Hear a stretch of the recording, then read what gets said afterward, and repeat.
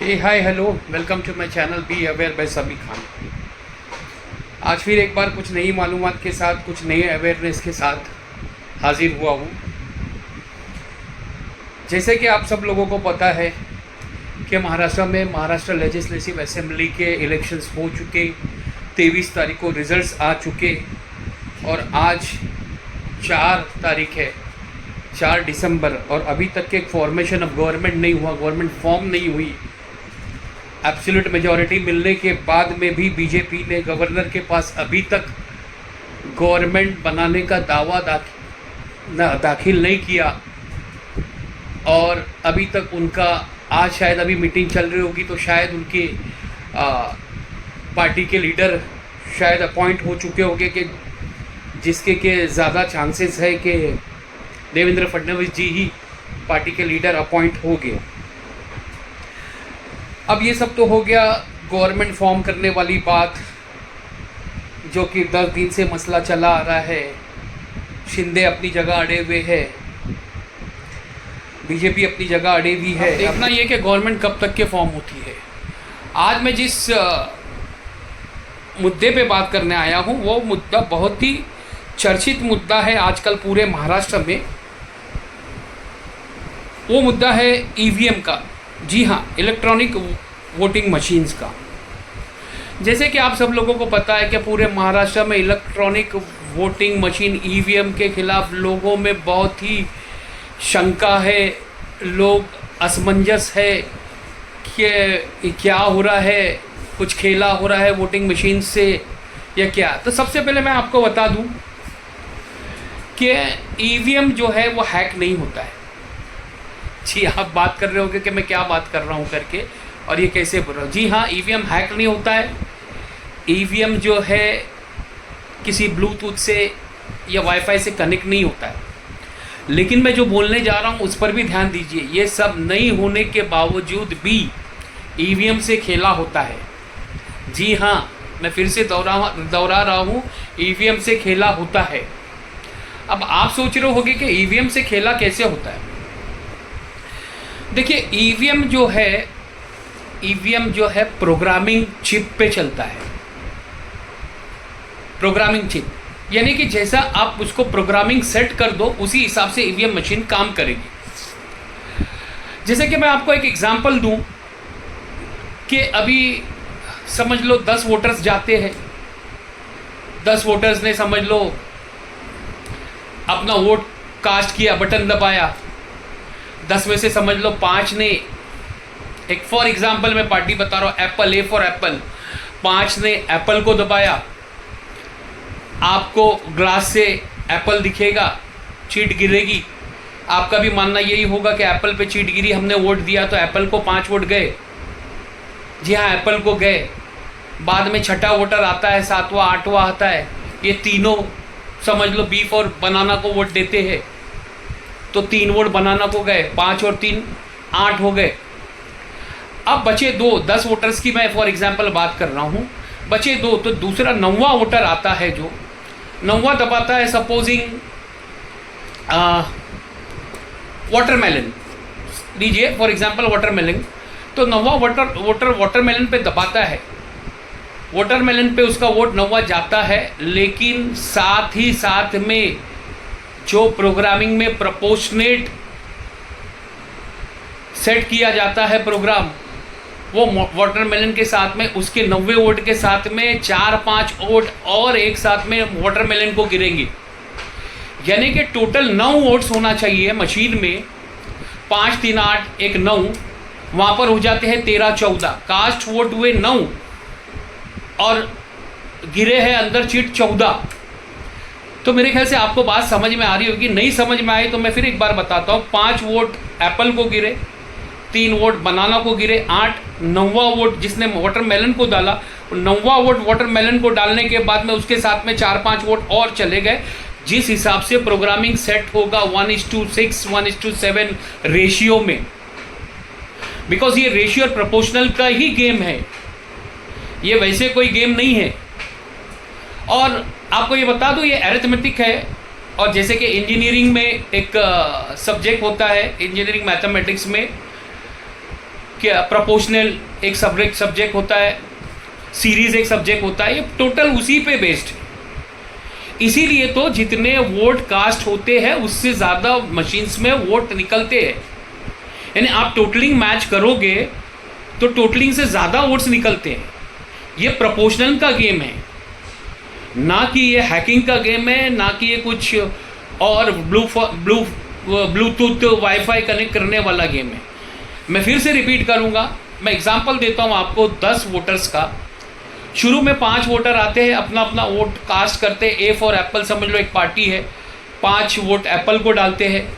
बाद के वोटर्स आते हैं, 3 वोटर समझ लो आए, छठा 7वां वोट उन्होंने बनाना को दिया। बाद में 9वां वोटर्स आता है, 9वां वोटर अपना वोट वाटरमेलन को देता है, 9वां वोटर वाटरमेलन को। और फॉर एग्जांपल वाटरमेलन पार्टी वो है जो अपने आप को स्कैंडल करके जिताना चाहती है। तो 9वां वोटर जो वाटरमेलन को डालता है, 5 एप्पल के हो गए, 3 बनाना के हो गए। 9वां वोटर वाटरमेलन को डालने के बाद उसके साथ में जो चिप में प्रोग्रामिंग सेट होगा 1:6, 1:7, उसके साथ में 1:7 हुआ तो उसके साथ में 6 वोट और गिर जाएंगे वाटरमेलन को। यानी वाटरमेलन के डायरेक्ट 7 वोट हो गए। 9वां वोट गिरने के बाद 7 वोट हो गए वाटरमेलन के, 3 वोट हो गए एप्पल के, 2 वोट हो गए बनाने के। 7, 3, 10, 2, 12, 9 वोट में इधर 12 का टोटलिंग मिल रहा है आपको। तो मेरे ख्याल से एग्जाम्पल आप समझ गए होंगे। इसी को लेकर और भी बहुत सारी मतलब खामियां इलेक्शन कमीशन ने छोड़ी है। इलेक्शन कमीशन को और इलेक्शन कमीशन के कमिश्नर को ये सोचना चाहिए कि भारत देश में लोग सुशिक्षित है, एजुकेटेड है, पढ़े लिखे हैं, जिनको अरिथमेटिक समझता है। इन लोगों ने इतनी बड़ी खामियां छोड़े हैं। अगर लॉ एंड जुडिशरी अपना काम बराबर करे, सुप्रीम कोर्ट अगर अपना काम बराबर करे, तो दूध का दूध पानी का पानी एकदम क्लियर कट सामने है कि आप जब total number of vote casted is equal to total number of votes in a constituency, मैं वापस रिपीट करता हूं, total number of vote casted और total is equal to total number of votes in a constituency और a booth wise tally होना चाहिए, जो tally नहीं हो रहा है। और उसके लिए सुप्रीम कोर्ट ने पिछले दिनों बोलूँगा या पिछले साल बोलूँगा, चंद्रचूड़ के टाइम पे एविडेंस मांगा है। एकदम सोचने वाली और हैरान करने वाली बात है कि जहाँ अरिथमेटिक मैच नहीं कर रहा उसके लिए आप टोटल मांगोगे, ये एविडेंस मांगोगे, तो बहुत ही अफसोसजनक बात है ये कि इतने लॉ एंड जुडिशरी में हाईली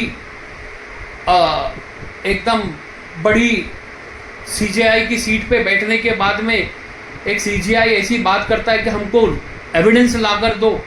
इससे ज़्यादा एविडेंस और कुछ नहीं हो सकता है। आपने तो लॉ ऑफ एविडेंस, जो एक लॉ में एक बहुत बड़ा चैप्टर है लॉ ऑफ एविडेंस, यहाँ तक कि उसको भी नकार दिया है और लोगों को एकदम, भारत देश के वासियों को एकदम ऐसे लोगों की गिनती में कर दिया है कि जैसे कि तुम हमारे लिए कुछ नहीं हो, तुमको कुछ समझता नहीं है, हम जो करेंगे वही करेंगे और वही होना है। आज देश उस कगार पर आ गया है। लॉ एंड जुडिशरी जो हो गई है वो एक एक्टिंग गवर्नमेंट की कठपुतली हो गई है, जो उनके इशारों पे नाच रही है। अफसोसजनक बात तो यह है कि कई कॉन्स्टिट्यूंसी में 4-4, 5-5 लोगों के आसपास की कॉन्स्टिट्यूंसी में टोटलिंग एक ही फिगर आता है जीतने वालों का, 9 लाख समथिंग, कुछ हज़ार और कुछ, बस सेम फिगर आते हैं। तो बहुत ही अफसोसजनक बात यह है। और आने वाले दिनों में एक जन आंदोलन, मुझे एक ऐसा लगता है, मेरी सिक्स सेंस बोलती है कि जन आंदोलन खड़े होने वाला है ईवीएम का, जिसकी शुरुआत हो चुकी है। और मुझे ऐसा लगता है कि ये उसी तर्ज पे जाएगा जैसे कि सीएए के आंदोलन हुए थे। अभी तो ये शुरुआत है, लोग बैठे हैं इंतज़ार में, क्या पॉलिटिकल लीडर्स ऑन ग्राउंड क्यों नहीं आते। जिस दिन पॉलिटिकल लीडर्स ऑन ग्राउंड उतर गए तो लोग जो है, भारत देश के लोग सड़कों पे नज़र आएंगे। और उस दिन का आलम, उस वक्त का आलम बहुत अलग होगा।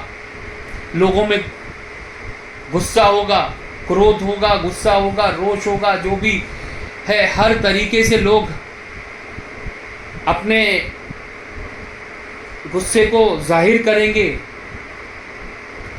आज हमारी हालत ये हो गई कि हमारा वोट डालने के बाद किसको गया हमको पता नहीं चलता है। बड़े ही शर्म और अफसोसनाक बात है ये।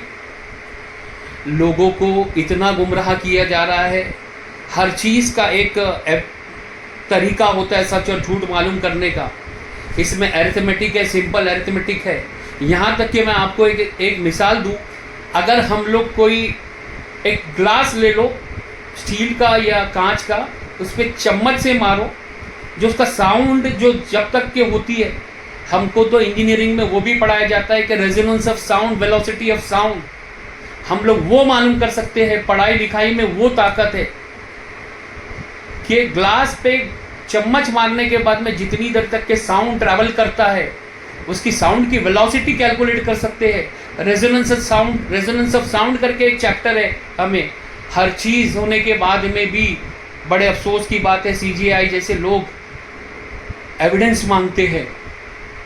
बहुत ही इस वीडियो बनाने के बाद में बहुत ही एक अजीब कैफियत हो रही है कि सच्चाई दुनिया से मर गई है और न जाने ये भारत देश किस तरफ जा रहा है।